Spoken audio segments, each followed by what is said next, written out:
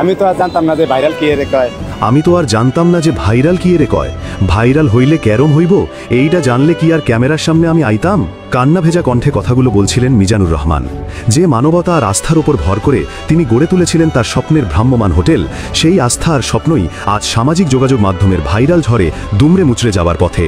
সততার এক অনন্য দৃষ্টান্ত স্থাপন করে যিনি আলোচনায় এসেছিলেন, আজ তিনিই পড়েছেন চরম বিপাকে। ঢাকার আগারগাঁওতে পথের ধারে মিজানুর রহমানের এই হোটেলটি ছিল এক ব্যতিক্রমী উদ্যোগ। এখানে কোনো কর্মচারী নেই কোনো ক্যাশিয়ার। ক্রেতারাই নিজেদের খাবার নিজেরা তুলে নিতেন। খাওয়া শেষে বিল মেটানোর জন্য রাখা ছিল একটি বাক্স, যেখানে প্রত্যেকে নিজের বিবেক অনুযায়ী টাকা রেখে যেতেন। গরুর মাংস 100 টাকা, মুরগি 80 টাকা, মাছ 60 টাকা, সবজি ডিম 60 টাকা, আর শুধু সবজি 40 টাকায় আনলিমিটেড ভাত। এই সাশ্রয়ী ব্যবস্থায় রিকশাচালক থেকে শুরু করে নিম্ন আয়ের মানুষেরা পেট পুরে খাওয়ার সুযোগ পেতেন। সম্প্রতি এক গণমাধ্যম কর্মীর তৈরি করা একটি কন্টেন্ট সামাজিক যোগাযোগ মাধ্যমে ছড়িয়ে পড়লে মিজানুরের এই সততার হোটেল ভাইরাল হয়ে যায়। দেশ ছাড়িয়ে তার এই মহৎ উদ্যোগের প্রশংসা পৌঁছায় পার্শ্ববর্তী দেশ ভারতেও। প্রশংসার জোয়ারে ভাসতে থাকেন মিজানুর, কিন্তু এই প্রশংসাই যে তার জন্য কাল হয়ে দাঁড়াবে তা তিনি কল্পনাও করতে পারেননি। ভাইরাল হওয়ার পর থেকেই তার ছোট্ট হোটেলে সাধারণ ক্রেতাদের চেয়ে কন্টেন্ট ক্রিয়েটার আর ইউটিউবারদের ভিড় বাড়তে থাকে। ঝাঁকে ঝাঁকে কন্টেন্ট ক্রিয়েটাররা এসে তাকে ঘিরে ধরেন। ঘন্টার পর ঘন্টা ধরে চলে ভিডিও ধারণ আর সাক্ষাৎকার। ফলে তার মূল ব্যবসা লাটে উঠেছে।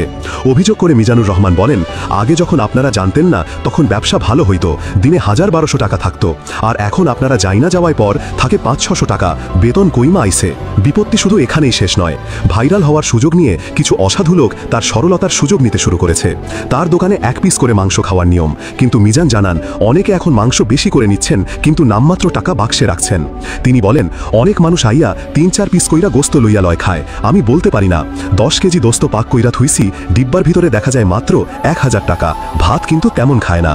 এই ভাইরাল বিড়ম্বনা এখন তার অস্তিত্বের সংকট হয়ে দাঁড়িয়েছে। একদিকে যেমন ব্যবসায়িক ক্ষতি হচ্ছে, অন্যদিকে ফুটপাথের উপর হোটেল হওয়ায় বিভিন্ন মহল থেকে আসছে চাপ। আশপাশের বড় রেস্তোরাঁগুলোর কাছে তিনি হয়ে উঠেছেন চোখের কাঁটা, পড়েছেন প্রশাসনের নজরেও। এদিকে গত সোমবার ফেসবুকে ছড়িয়ে পড়ে মিজানের হোটেলটি ভেঙে দিয়েছে প্রশাসন, কিন্তু জানা যায় সেটি ছিল কেবলই গুজব। এসব গুজব ছড়িয়ে কী লাভ, প্রশ্ন মিজানের। সবচেয়ে হতাশাজনক ব্যাপার হলো, কিছু কন্টেন্ট ক্রিয়েটার তাকে কৃত্রিমভাবে আবেগঘন সাক্ষাৎকার দেওয়ার জন্য অর্থের প্রলোভনও দেখাচ্ছেন। মিজানুর বলেন, অনেক মিডিয়া আমার হাতে 1000 টাকা দিয়া হেগোর কথা মতো কইতে কয়, আমি এইটির ধারে নাই। 200-300 টাকা খুশি মাইনা দিতে চায়। আমি কই, না ভাই, আমি তো কারোতে আল্লাহর ওয়াস্তে চাই না। যে মানুষটি সততা দিয়ে মানুষের মন জয় করতে চেয়েছিলেন, আজ তিনি অসৎ মানুষের ভিড়ে অসহায়। তার হোটেলে এখন খাবারের স্বাদ নিতে আসা ভোজন রসিকদের চেয়ে ক্যামেরা হাতে ছুটে আসা কন্টেন্ট ক্রিয়েটারদের উপদ্রবই বেশি। যে মানুষটি সামান্য লাভে নিম্ন আয়ের মানুষদের মুখে খাবার তুলে দিচ্ছিলেন, ভাইরাল হওয়ার বিড়ম্বনায় আজ তার নিজের ব্যবসায়ী বন্ধ হওয়ার উপক্রম।